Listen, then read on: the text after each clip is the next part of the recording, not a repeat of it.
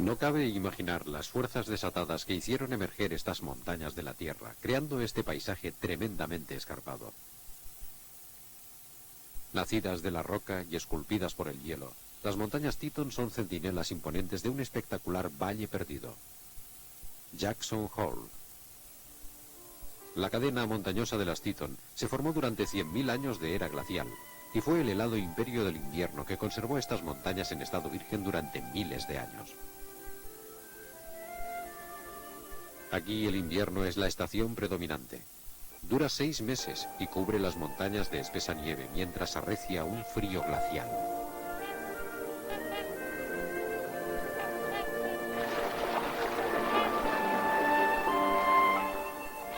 Para vivir en las Teton hay que resistir varios meses de clima gélido.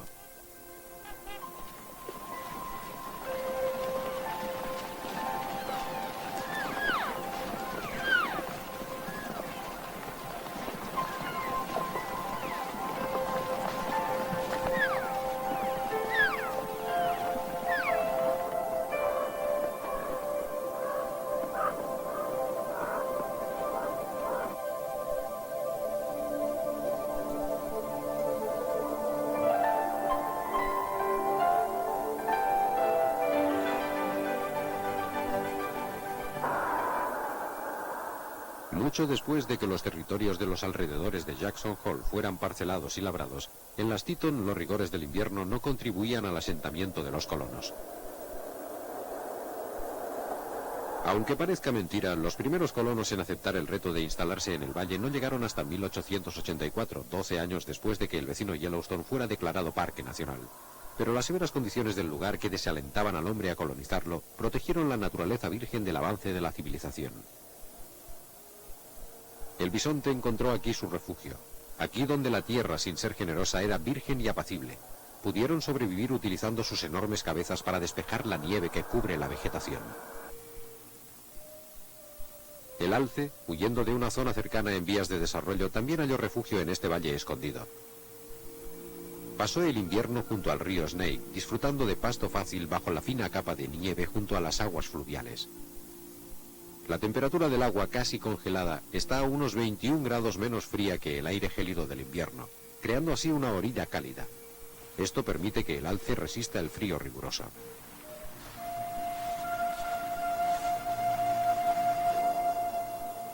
A orillas del río Snake, el alce encuentra abundante alimento en los densos bosquecillos de sauces. Como si estuviera hecho para el invierno, se desplaza con facilidad sobre la nieve espesa, alcanzando los brotes más tiernos en los altos sauces.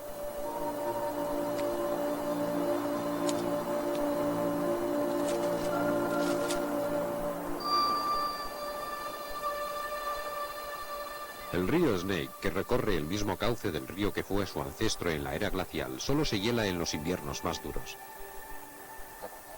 Constituye una importante fuente de alimento para la nutria de río y el águila calva.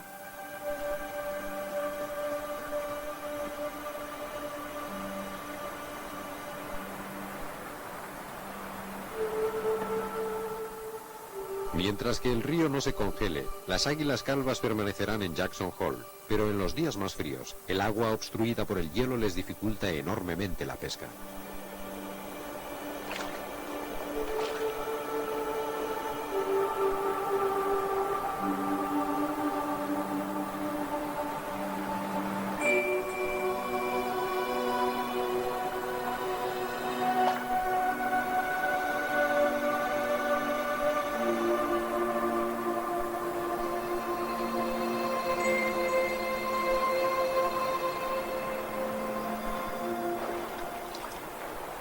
El agua fría y el hielo no constituyen un problema para el mirlo acuático, un pájaro cantor que busca insectos en el lecho rocoso del río. Incluso en el peor de los inviernos, el mirlo se las arregla para conseguir su alimento en un boquete de agua en el hielo.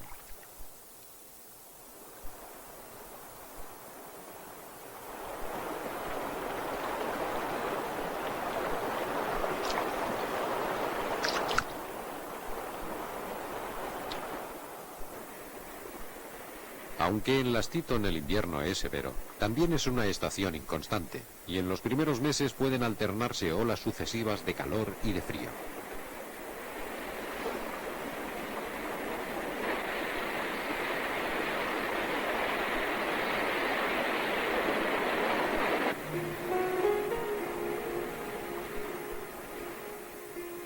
En pleno invierno mengua el agua corriente y los pocos estanques que no se han helado reciben como huéspedes a los cisnes trompeteros. Aunque acostumbran a vivir en familia, los cisnes se ven obligados a compartir los lugares donde hallan su alimento durante el invierno. A veces, a causa del atestamiento, surgen disputas territoriales.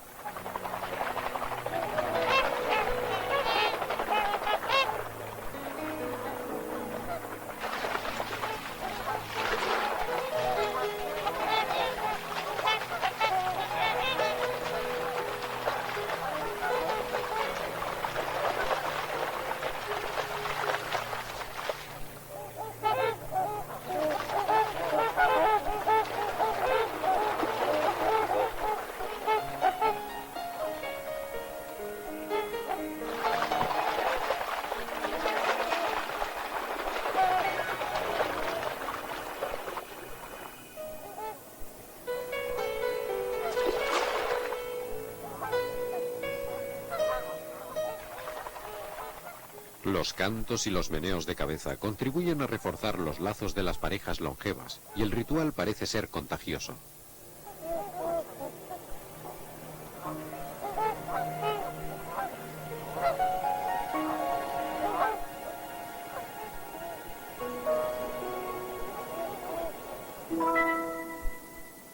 Cuando el último gran glaciar de la era glacial remitió, la fauna salvaje halló refugio en las condiciones extremas de las Teton, pero no permanecería sola por mucho tiempo.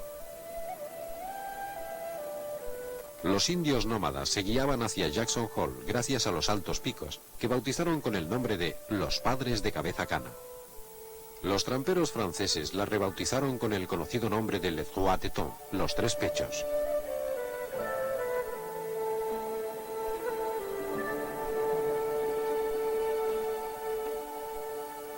Aunque los rudos inviernos no invitaban a la residencia permanente, varias tribus indias compartieron los dones del verano en el valle. Una tribu pacífica de indios chochones frecuentó la zona de las Teton para eludir la agresividad de las tribus vecinas, practicando la caza de ovejas salvajes, lo que le valió el sobrenombre de los Come-Ovejas. Con el paso de los chochones por el valle, Jackson Hole entró en una nueva era. Pero el respeto de los indios por la fauna y la flora y su reverencia por la naturaleza contribuyó a labrar el futuro de las Teton.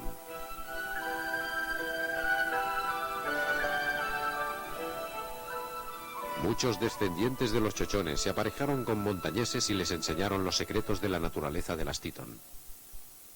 Unos exploradores valientes y algunos tramperos tomaron los senderos de los chochones que llevaban a Jackson Hole en el momento en que en el oeste empezaba a desarrollarse el comercio de pieles. Y así empezó la época breve pero animada del hombre de la montaña, una época que imprimió al lugar un carácter perdurable. John Colter en 1807 se arrogó el descubrimiento de Jackson Hole. Muy pronto el castor atrajo a los montañeses hacia el valle. Sus leyendas alrededor del fuego de campamento propagaron rumores acerca de la abundancia de castores y de la existencia de picos impresionantes. Pasados los años, cuando empezó a escasear el castor y bajó la demanda de pieles, los montañeses se fueron, dejando tan solo tras de sí nombres de lugares, historias y leyendas. El trampero David Jackson dio el nombre al valle, Jackson Hole. Cuando arreciaban las nieves y se hacía arduo el viajar, los montañeses seguían al alce que abandonaba las montañas y se dirigía hacia el valle. A medida que avanzaba el invierno, los alces se veían forzados a buscar su alimento en prados cada vez más pequeños. Cercado por la espesa nieve, el alce espera el retorno de la primavera para regresar a las altas cordilleras. Los crudos inviernos se cobran miles de víctimas.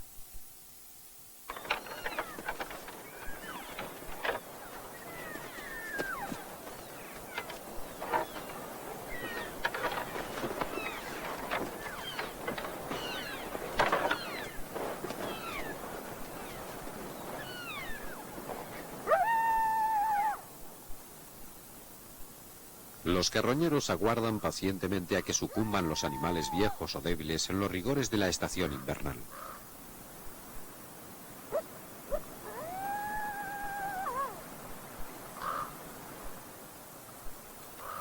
cuando muere el alce, aparecen los coyotes y se reúnen para alimentarse.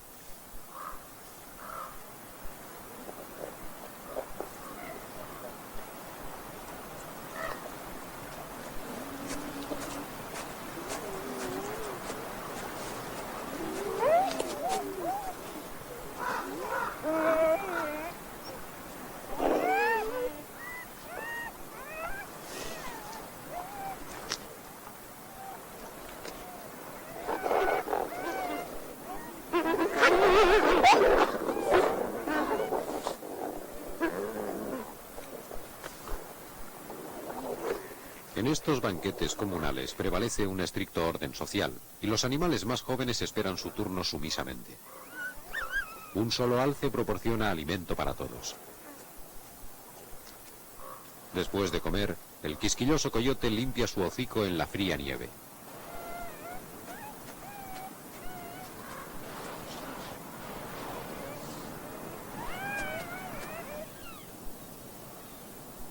Cada año los alces recorren los caminos de siempre hacia los lugares del valle donde hibernan. Aquí la abundante hierba del verano proporciona alimento para el invierno.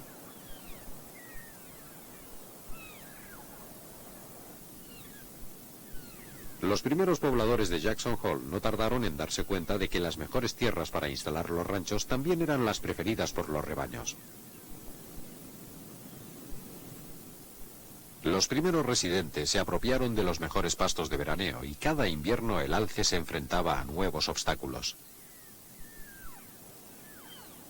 El abundante pasto que antaño alimentaba los numerosos rebaños de alces se cosechaba ahora para el ganado, y también se construyeron vallas de conducción para guiar a los animales migratorios hacia una zona determinada fuera de los ranchos.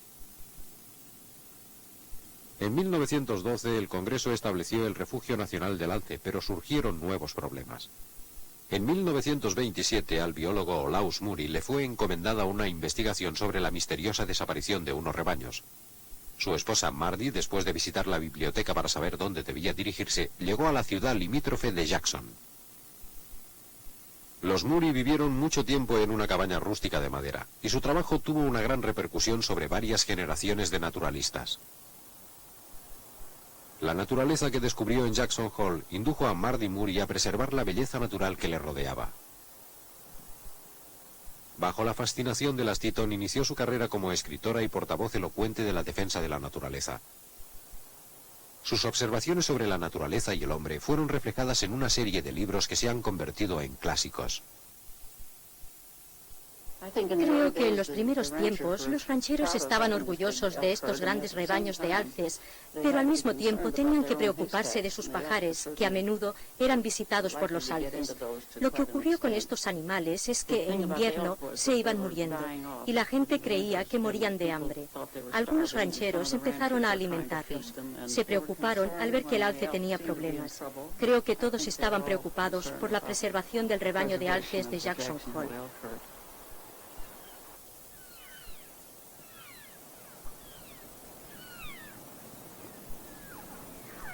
Para mantener los alces alejados de los pajares de los ranchos, los alimentaban con paja suplementaria obtenida con dinero del Estado, y se crearon fondos para extender la zona de reserva del alce.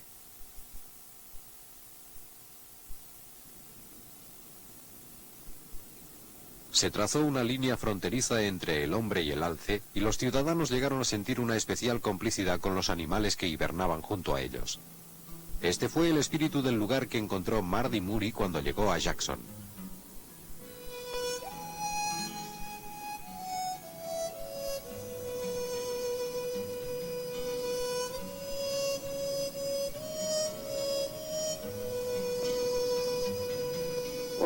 Estuvimos viviendo en el pueblo de Jackson durante varios inviernos. En el pueblo las calles estaban, como si dijéramos, abiertas. También había un caminito por el cual se podía andar. La gente también usaba trineos y algunos tenían caballos a los que se enganchaban los trineos. Y es así como el médico hacía sus visitas. Lo recuerdo perfectamente. A uno siempre se le ocurren maneras de diseñar su hábitat. Creo que, de hecho, nos sentíamos aislados de otros condados de Wyoming y de todo el país. Por tanto, estábamos aquí para obtener el máximo de lo que nos ofrecía el lugar.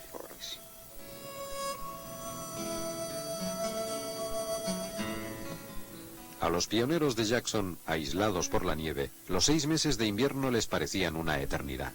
Pero en abril el invierno amaina y los vientos cálidos del mundo exterior insuflan nueva vida en las Teton.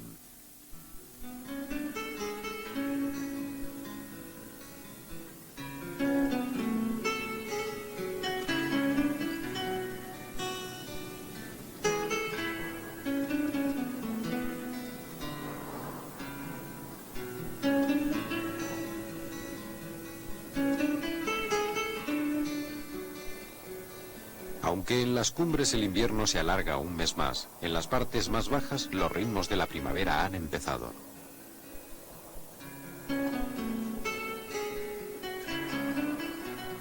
Ahora las orillas del río Snake se llenan de nueva vegetación y proporcionan pasto fresco a los supervivientes del invierno.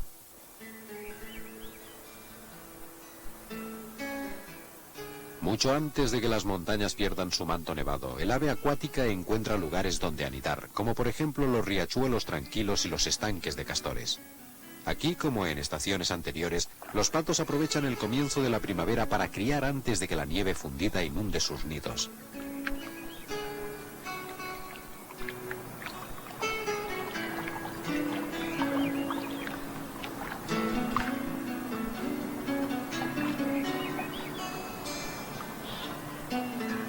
Aunque los cisnes trompeteros están en sus nidos antes de que se fundan las últimas nieves, las crías no tendrán fuerza para volar hasta bien entrado el otoño.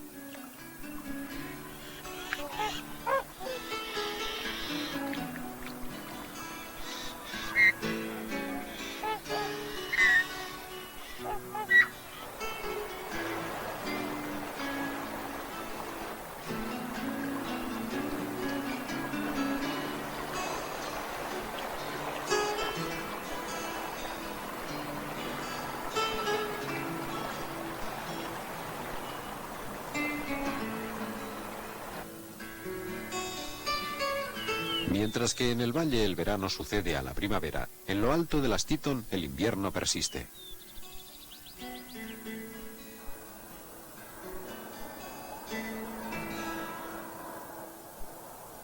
Bajo la nieve de las montañas, el pica aguarda el final del largo invierno. Pariente del conejo, el pica vive durante todo el año en un pequeño territorio de rocas y escasa vegetación. Su cosecha de hierba del último año los ha mantenido durante los largos y exiguos meses de invierno.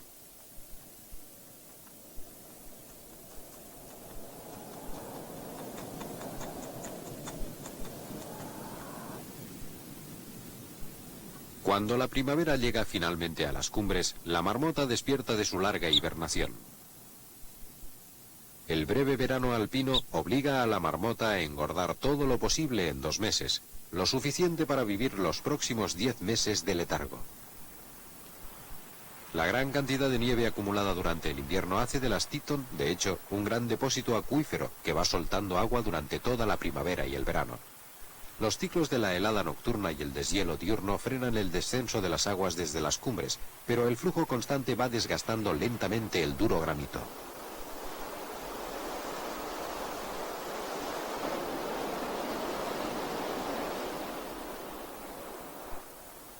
El agua de las nieves, rica en minerales, forma cascadas a los pies de las Teton y da vida a una gran variedad de fauna.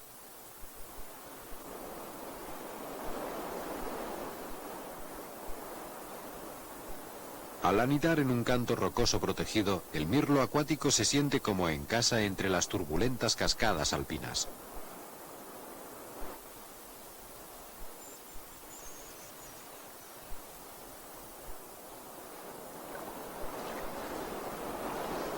Los adultos se alimentan en el cauce veloz, recogiendo larvas de insectos acuáticos. A los mirlos acuáticos jóvenes, como a sus padres, les es indiferente el agua helada, y una vez que han dejado el nido no tardarán en buscarse el sustento.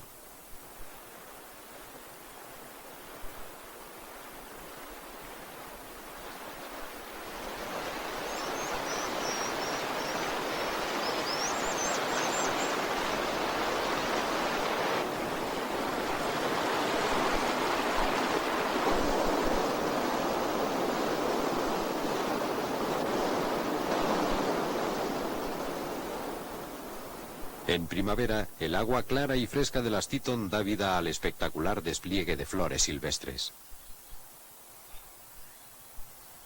En las bajas laderas de las montañas se extienden los prados floridos, donde una rica variedad da color a la breve estación, dando fe a su vez de las fases de la primavera.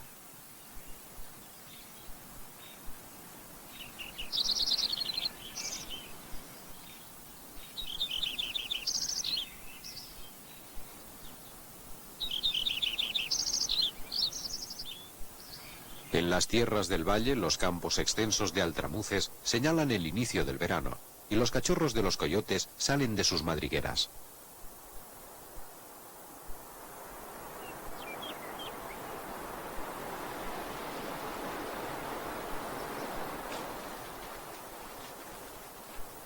A los coyotes jóvenes se les enseña a no alejarse de la madriguera, mientras que los adultos salen a cazar.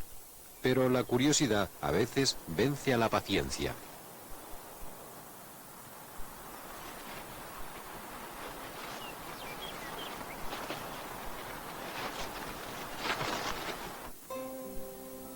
Durante las sequías de años anteriores, el antílope americano se acostumbró a unas rutas de migración estacional desde las llanuras hasta las montañas. En Jackson Hole no solo hallaron pasto, sino también llanos extensos, que son sus preferidos para criar a sus pequeños. El antílope americano recién nacido, inodoro y casi invisible, parece esfumarse en los alrededores. A las pocas horas de nacer, el antílope ya camina, y al día siguiente ya campa por sus fueros.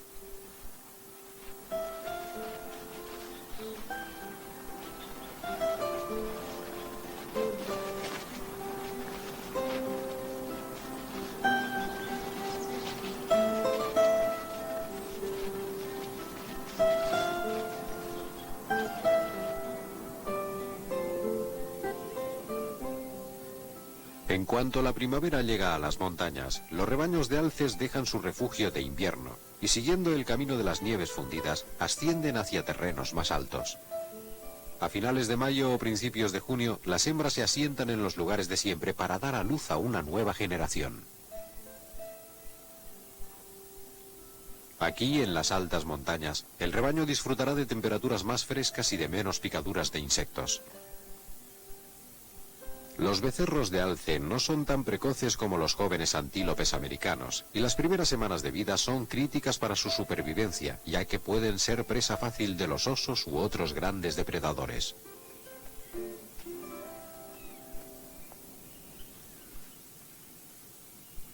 El oso negro es un cazador voraz del alce recién nacido, pero le falta velocidad para capturar los becerros en campo abierto. Por eso, si quiere alimentarse de alce, tiene que contar con el factor sorpresa.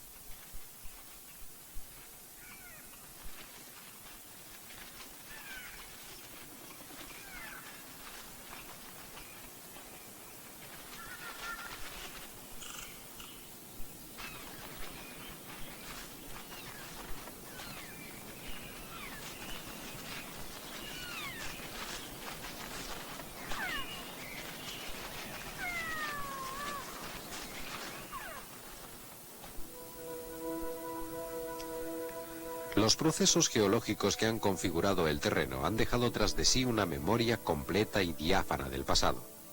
La cordillera de las Teton es la más joven de las montañas rocosas. Se formó hace solo 9 millones de años, cuando la geografía del oeste empezó a combarse a causa de las presiones ejercidas desde el interior de la Tierra. En una serie de terremotos sucesivos que duraron millones de años, emergió un enorme bloque de granito y se formó la cordillera de las Teton, a la vez que otro bloque se sumergía para crear Jackson Hole. Posteriormente, un glaciar menguante llenó el profundo valle de rocas sueltas, dejando una llanura cubierta de pedruscos al pie de cumbres melladas.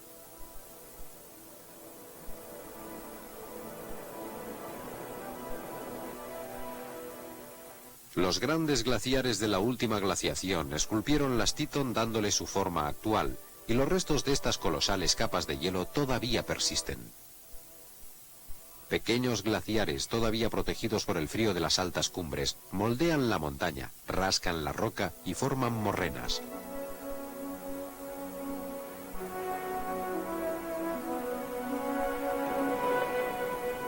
Los lugares donde el hielo ha desaparecido están ahora ocupados por bellos lagos alpinos.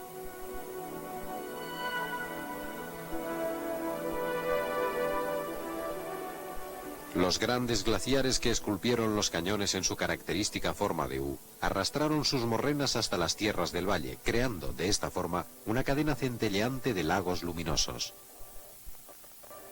Cuando finalizó la glaciación en las Teton hace 12.000 años, apareció un terreno rudo y accidentado. Desde entonces ha habido pocos cambios en los altos circos rocosos.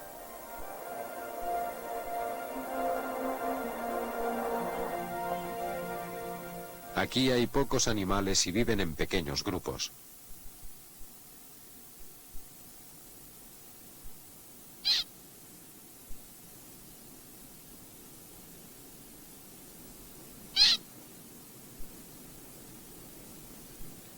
Con sus reservas de comida, la marmota robusta y el pica de patas peludas logran hacerse un habitáculo en la roca aparentemente desnuda.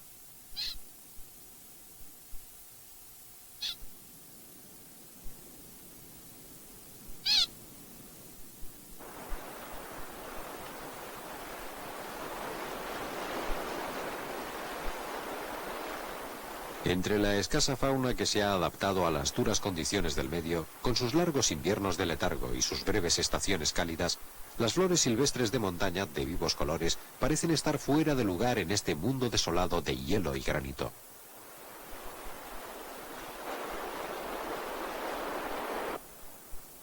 Aquí, a 3.500 metros de altitud, hay pocos insectos, pero el vivo colorido del matorral alpino atrae abejas perdidas para asegurar su polinización.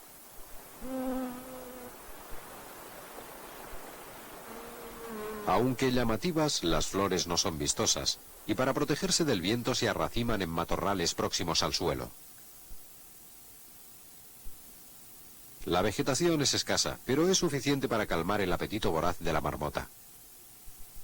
Ahora, en las primeras semanas del verano alpino, se alimenta con fruición antes de retirarse a su guarida para el resto del año.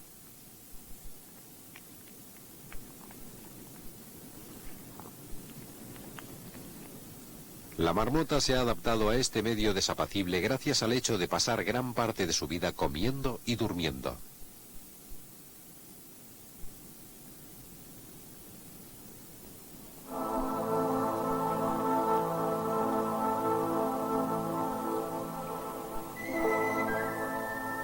Fueron necesarios miles de años de glaciación y erosión para la configuración actual de las Teton, una de las formaciones rocosas más antiguas del planeta, y varios siglos para que pudiera establecerse aquí la vida. A pesar de toda su fuerza, las Teton no dejan de ser una frágil belleza. En 1924, las magníficas montañas Teton y sus preciosos lagos fueron declarados Monumento Nacional.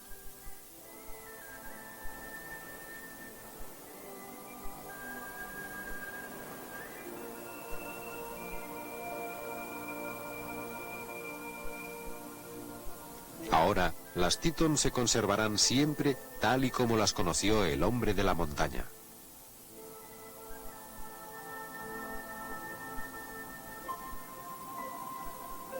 Actualmente, 2,5 millones de personas visitan Jackson Hole cada año. Y a pesar del creciente número de visitantes, se conserva el espíritu de respeto por la flora y la fauna, lo cual permite experimentar la vida animal en sus medios naturales.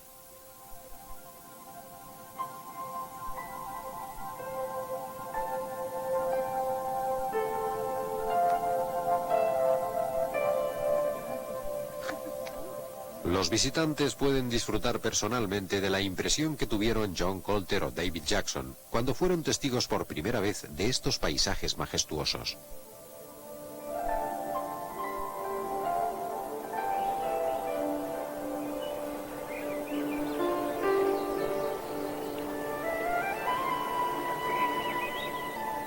Desde que fueron declaradas Monumento Nacional, cada año las Teton atraían a más visitantes.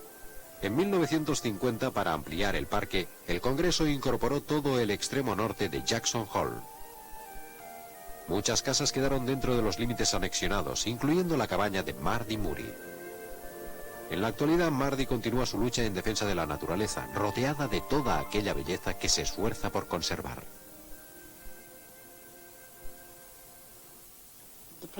El lugar era rico en flora y fauna y afortunadamente creo que todavía lo es. La gente está realmente concienciada.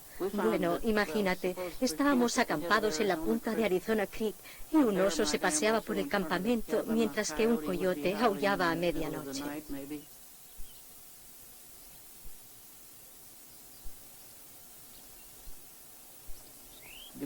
Nos percatamos de que, aparte de los alces, había otros animales viviendo en la cordillera, como por ejemplo el ciervo mula en algunos lugares, y animales maravillosos como la nutria, y podías esconderte y observarlos jugando en el agua.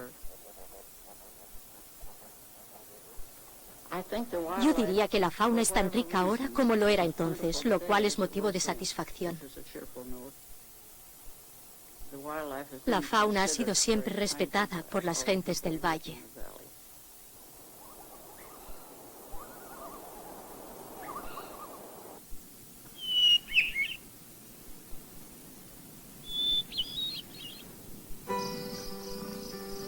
Pero el respeto llegó demasiado tarde para el bisonte americano.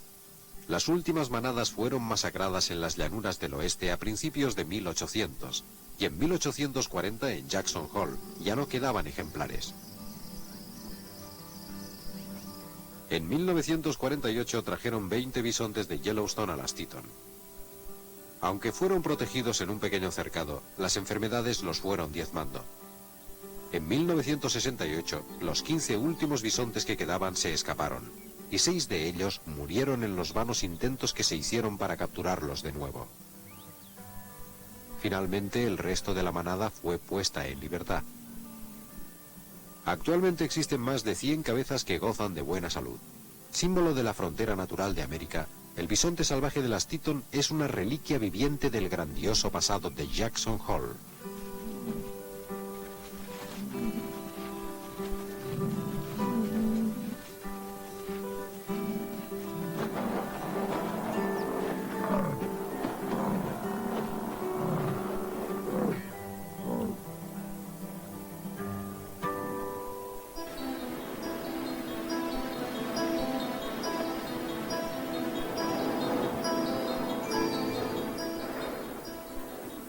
Al finalizar el verano, las nieves de las Teton han menguado. Cada mañana el sol calienta el aire de la montaña, y este despide nubes de vapor. Pero la ligera humedad no tardará en desvanecerse en el aire reseco de Wyoming. Los vientos cálidos del verano continúan secando la tierra.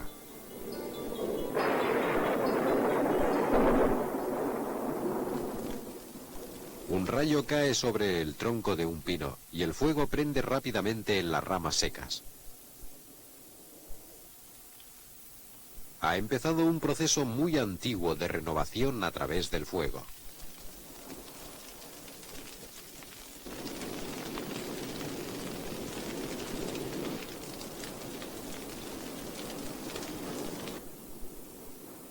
Aunque la seca vegetación prende fácilmente y el viento aviva el fuego, los cortes de fuego naturales mitigan las llamas, y en la cima de una loma yerma el fuego se apaga por falta de combustible.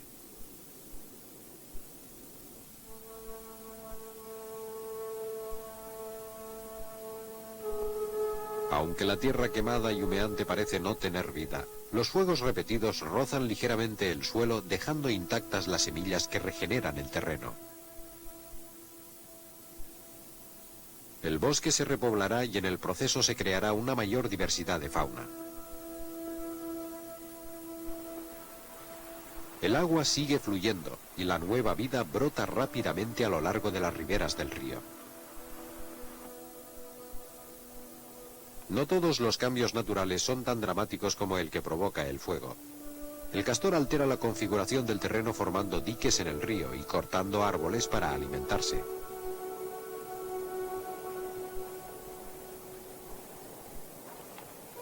La vegetación inundada por el dique morirá, y los sauces de los alrededores servirán de alimento. Un bosque de álamos y sauces puede convertirse en un estanque, y con la llegada de los castores, el estanque se llenará lentamente de sedimentos hasta convertirse en un prado verde y exuberante. La madriguera donde nacen y crecen las crías está maravillosamente diseñada. El único acceso posible es a través de canales subacuáticos. Sobre una plataforma la familia disfruta de una temperatura cálida y seca antes de pasar al terrible invierno de las Teton. Durante el verano los castores se alimentan de cortezas frescas y hojas. Pero, gracias a las provisiones almacenadas y la red de canales que proporciona fácil acceso a los sauces más próximos, la familia del castor está admirablemente preparada para los 6 meses de invierno.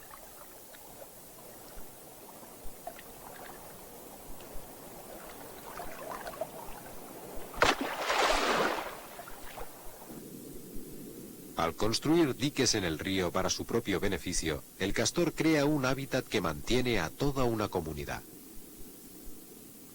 Las plantas acuáticas echan raíces en el estanque del castor y los peces no tardan en aparecer, provenientes de río arriba.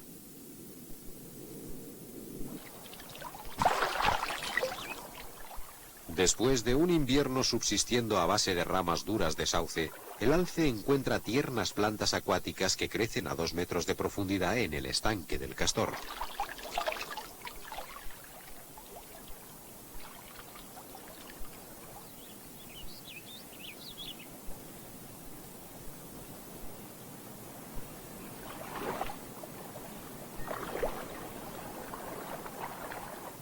Las crías aprenden de la madre cuáles son las plantas comestibles, pero no siempre se atreven a seguirla por las aguas profundas.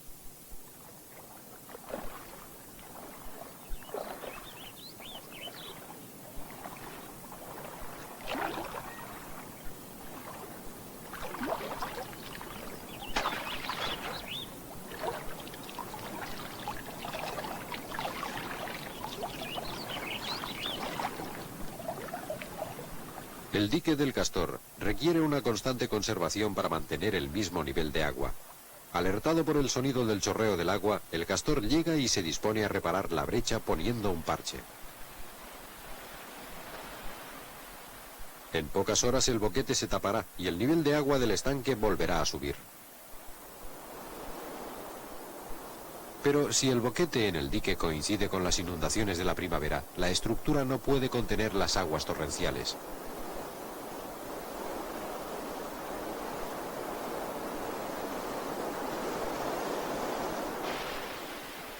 En un solo día el estanque del castor desaparece. La madriguera es desalojada por sus huéspedes y con el tiempo se aglomerará de nuevo con la tierra. El viejo estanque del castor, que antaño fue hogar del ave acuática y de la trucha, se ha convertido ahora en una parcela de verde césped. Tan solo el tiempo puede revelar los cambios sutiles del mundo natural. Mardy Murie ha consagrado su vida a la observación de estas transformaciones graduales.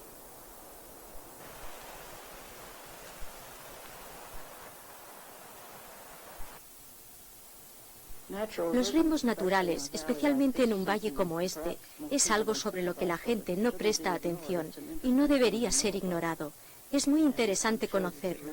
Estoy segura de que existe un cierto ritmo en un determinado paraje que contiene ciertos tipos de árboles, y entonces algo les ocurre, y a continuación llegan otras especies, y así sucesivamente. Si la gente pudiera entender esto un poco mejor, probablemente no se apresuraría tanto en devastar las tierras de una forma tan despiadada. Y es preciso que aprendamos este tipo de cosas, especialmente si queremos vivir en un valle como este, donde se pueden apreciar estos cambios día a día.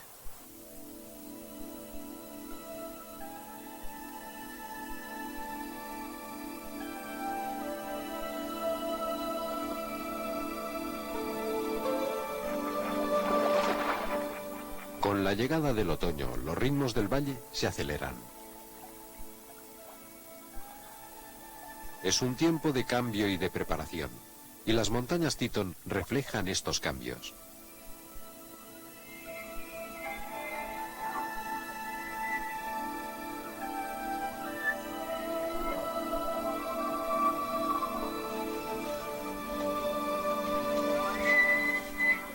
Como es costumbre desde hace cientos de años, el alce de Jackson Hole responde a la llegada del otoño en las Teton mediante sus ritos anuales de apareamiento. En el amanecer escarchado, un alce reúne su harén de hembras y becerros. Sus mugidos reafirman su derecho de propiedad sobre el rebaño y reta a los otros alces a responder.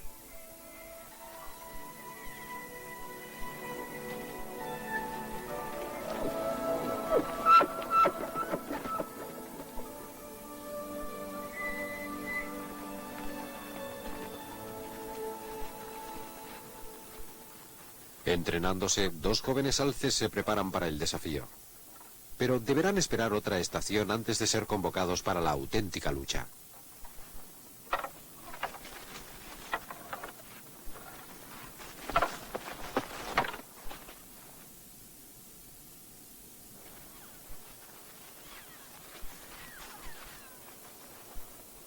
Un alce solitario intenta unirse al rebaño. Pero a su intento, el viejo alce, el jefe del harén, responde desafiándole.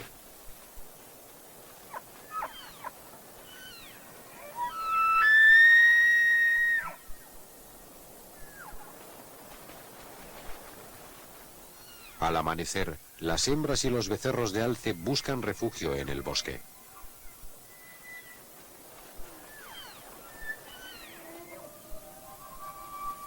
Después de mugir por última vez, el alce les acompaña en su retirada.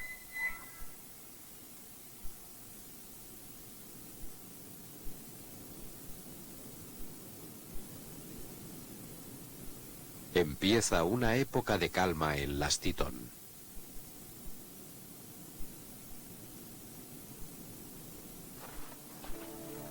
Para muchos este es un momento de cambio. Algunos tendrán que emigrar corriendo el riesgo de ser atrapados por la nieve. Con el invierno empiezan a soplar los vientos frescos. El aire frío barre las últimas nieblas cálidas de los cañones, y pronto llegan las primeras nieves sobre las Teton y Jackson Hole.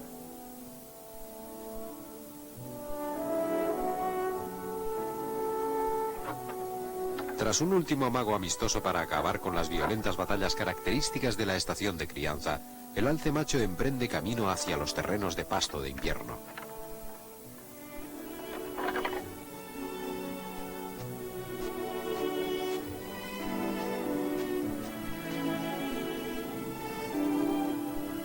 Ahora el antílope abandona Jackson Hole en busca de pasto para el invierno en las secas llanuras del sur.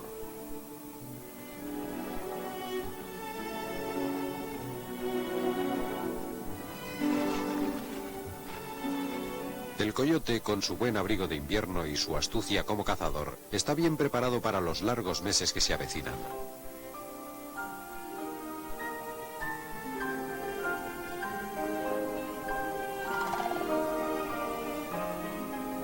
La nieve provoca la retirada de las últimas grullas de las dunas en su largo vuelo hacia el sur.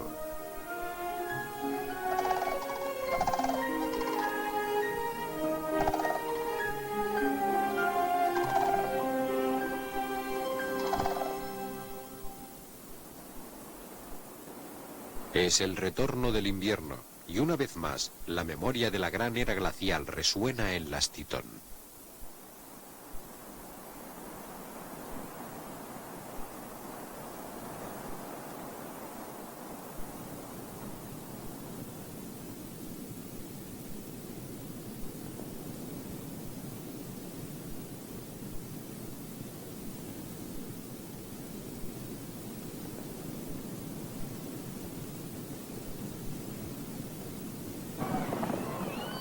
Las espesas nieves ahuyentan al alce de las tierras altas. Desde Yellowstone, 120 kilómetros al norte, recorren viejos senderos hacia un invierno más seguro hasta el refugio nacional del alce. Esta extensa reserva protege al alce de la invasión del hombre.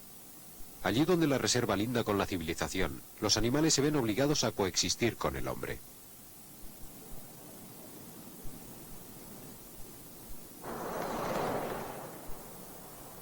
Las espesas nieves fuerzan al ciervo mula a buscar pastos más accesibles en las tierras bajas, y muchos lo encuentran en la población de Jackson.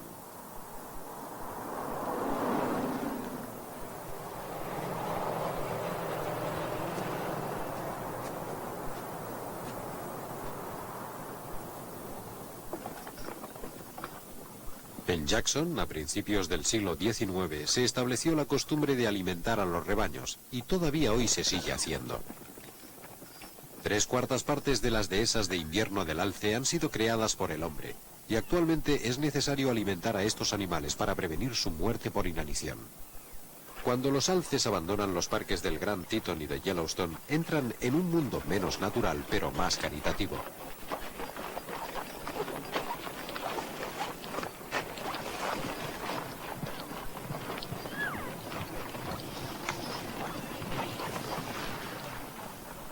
Alimentados diariamente durante los meses más crudos del invierno, los alces se acostumbran enseguida a convivir con los trineos cargados de heno arrastrados por caballos.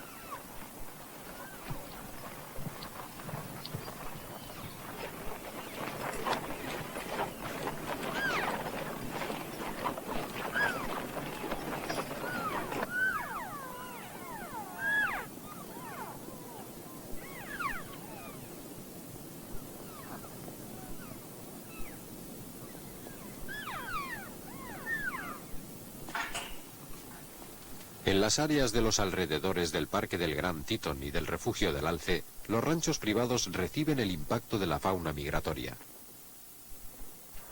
Al igual que muchos residentes de Jackson Hole que sienten una especial complicidad con la fauna salvaje, el ranchero se ve obligado también a compartir la comida de sus caballos con el rebaño de alces.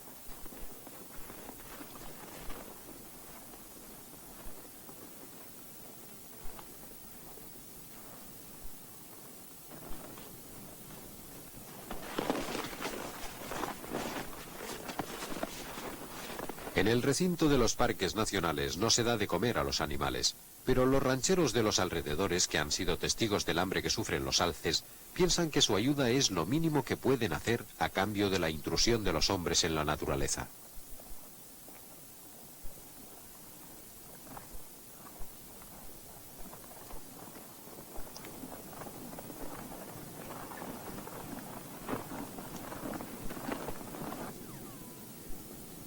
La civilización ha llegado a Jackson Hole, y el desarrollo creciente hace la competencia a la fauna en lo que a la tierra se refiere.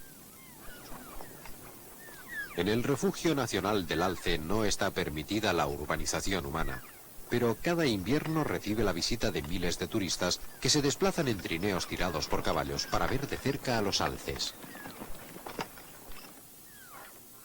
El impacto del hombre sobre los animales es mínimo, y para el alce la vida sigue transcurriendo sin mayores sobresaltos.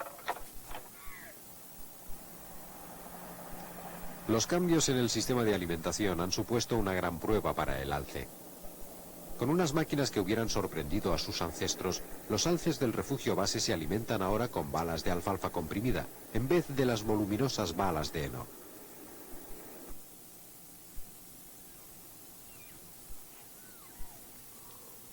El refugio del alce está vallado para separar al alce del hombre, pero está a la vez abierto a todos los animales salvajes que deseen deambular por el recinto.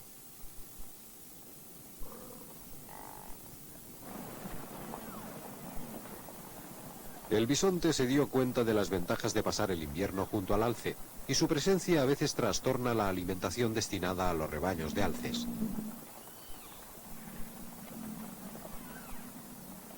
Pero, ¿quién puede dictar qué animal es el que tiene más derecho sobre estos terrenos? Tanto el bisonte como el alce han resistido los largos inviernos de Jackson Hole antes de la llegada del primer ser humano.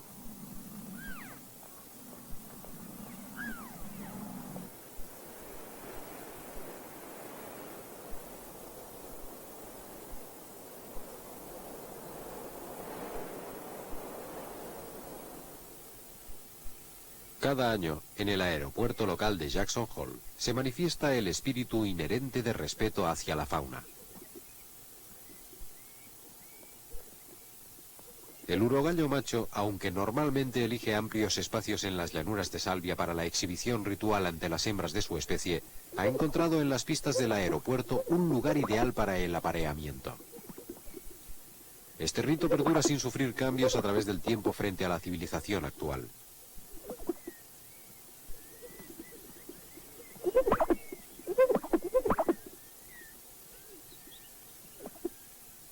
El único inconveniente para el urogallo son las llegadas ocasionales de los pájaros más grandes.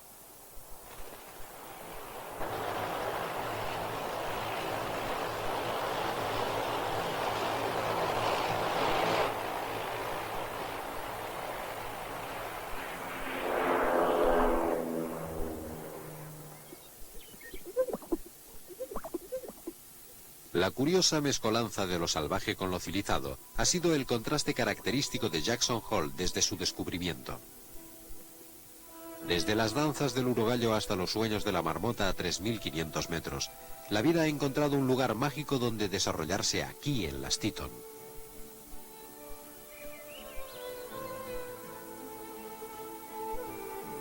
Aquí el hombre llegó relativamente tarde y atendió a la sabiduría de la naturaleza. ¿Cómo es posible que aquí perdure la magia? Quizá una vida entera bajo el hechizo de las Teton ha dado una respuesta a Mardi Muri. Si imagináramos que hace muchos siglos un gran espíritu hubiera dicho, veamos si es posible crear un valle perfecto.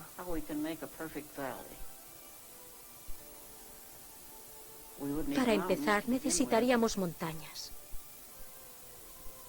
Y después unas llanuras para realzar las montañas. Y no hay duda de que necesitaríamos agua que atravesara estos valles, es decir, debería haber un río. Y además, al pie de las montañas debería haber lagos. Quizá más de uno y de dos.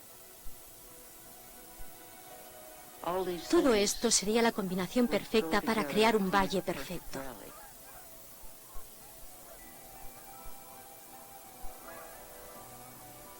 Creo que los espíritus están aquí. Creo que han hecho un trabajo inmejorable. No se me ocurre qué es lo que yo cambiaría si tuviera el poder para hacerlo.